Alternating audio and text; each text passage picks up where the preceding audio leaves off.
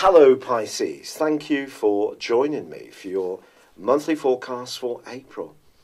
There's been a huge collection of energy since the turn of the year in the part of your scope that's to do with your aspirations, your friendships, your long-term hopes, your principles, your idealism, the things that we ascend to that are not necessarily material. And quite honestly, the vibes from all of this are very promising, and they continue to be so. Not least that this month, Jupiter and Pluto are back in a very positive angle. Now, if you remember earlier this year, this aspect occurred then, but Jupiter has now started to retreat, which means it's gone back into this angle with Pluto. Pluto's in that sector of the future. Jupiter is in an area which is to do with widening your horizons, travel, ideas, and anything which really excites and inspires you. Philosophy. So you may be hanging out with someone, or start to do so this month, who shares some of those exciting values and principles and aspirations that you have, and it can really seem a very, very exciting journey that you're encountering upon. You may actually physically go on one, which can prove to be very enriching too. But at the start of this month, we're still dealing with some of the things that actually were the legacy of March. The first is entirely wonderful for you. It sees Venus having moved into your sector of communication, everyday communication. And right through to the 24th of this month, your words can take on an enchanted quality which can see someone, somewhere, hanging on your every word, whatever your ideas might be. But also, there was a full moon at the very end of last month, which was being influenced by Saturn. Now, Saturn, of course, has got a dreadful reputation of being the dour taskmaster of the Zodiac. And let's be honest about it, we have to be realistic about Saturn. We can't just brush it off. But the good thing we could say since the 19th of December last year is Saturn is back home in the sign of Capricorn, which it rules. So its core qualities of self-discipline, of exactitude, of taking responsibility, of working hard, of application, are all things that we can embrace and use to our benefit. So if you've got long-term hopes, Saturn's asking you to beaver away at them. But Saturn's going to be very important this month, but not necessarily in an entirely light and breezy way. Because Saturn could be getting you to think more from here on in about the friendships you keep and the values of the people that you're involved with. And if some of those values don't match the new hope, the new aspirations that are sweeping in for you, you could start to think twice about certain people that you're connected to or have been in the past. There may not be any kind of dramatic fallout. It may be more of a drifting away. But new people can come in who are gripping you with excitement. And that can be fascinating, the whole process. But in the first week of this month, and the first 9 days in the case of Saturn, Saturn is being joined by Mars. Now, Mars conjunct Saturn in the 11th house could see you very good at sport. It could see you very applied, but you can't do too much. You have to really narrow it down to what's absolutely important. Spread yourself too thin, exasperation, frustration can kick in. Imagine Mars is the motor, Saturn's the handbrake. Put the handbrake on as we try to drive a vehicle. It creates a lot of smoke and it doesn't go as quickly as we'd like. So the best way to handle that is to accept we may drive slower and conserve our brake drums, create less smoke, and actually just move forwards in a more steady, thoughtful, but thorough way. It's not an easy aspect, but it has got its upside. A lot of top athletes have Mars conjunct Saturn in their natal horoscopes.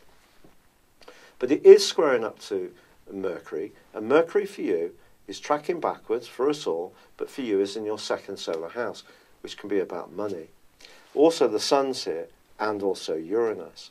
Now, you may encounter someone this month that you're not just drifting apart from because they've got different interests developing.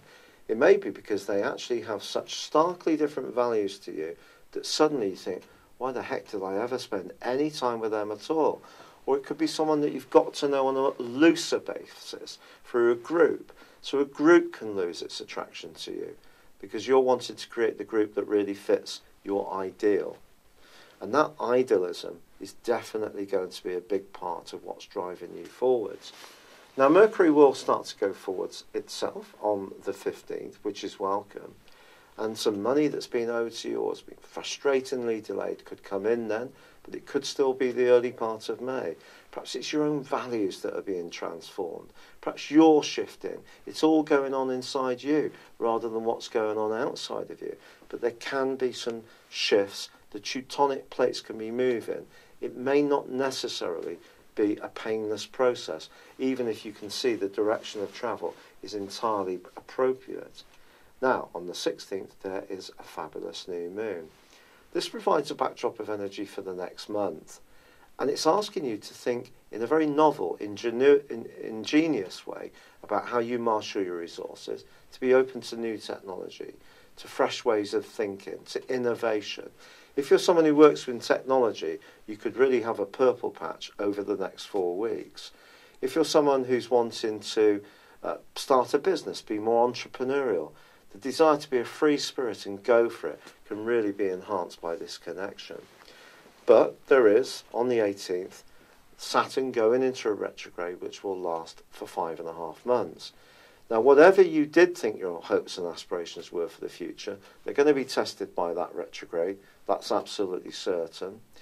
But also, with the Sun moving on the 20th into the lovely Taurus for you, this is an opportunity for you to interact more with people, to be less focused on the earthier side of life, to have a little bit more flow of conversation and ideas.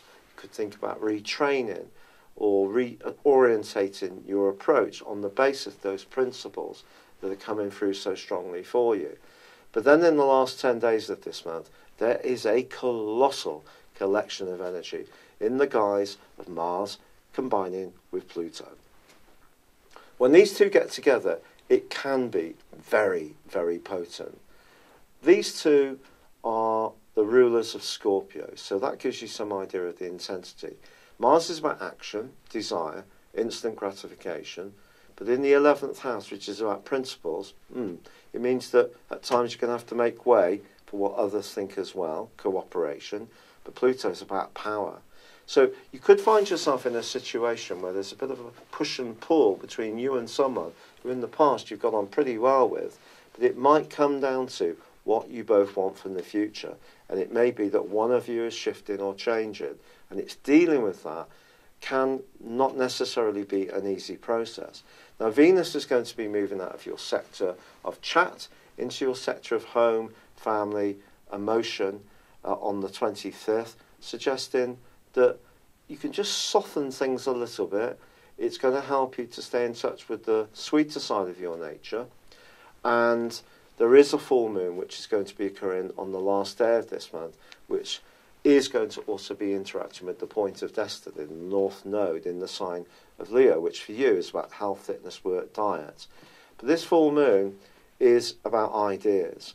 And I think it's important that as your principles and ideologies evolve this month, that you're also conscious that other people, and I don't mean this unkindly at all, anywhere, any shadow at all, may have the right to their own, which are completely different to yours. So if we can agree to disagree before we've even had the disagreement type of thing. And then, as you go through the process of negotiating things, it's going to make you democratic in your approach. Because when Mars and Pluto get together, ruthlessness is possible. And that's something you want to avoid. Because when people are ruthless under the auspices of Mars and Pluto, the person that usually ends up being really in trouble is the perpetrator. So we have to handle these very, very powerful energies.